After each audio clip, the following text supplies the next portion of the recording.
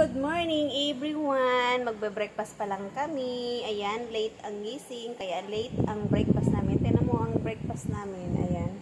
Wala kasi ako mabili ng pandesal, kaya ayan.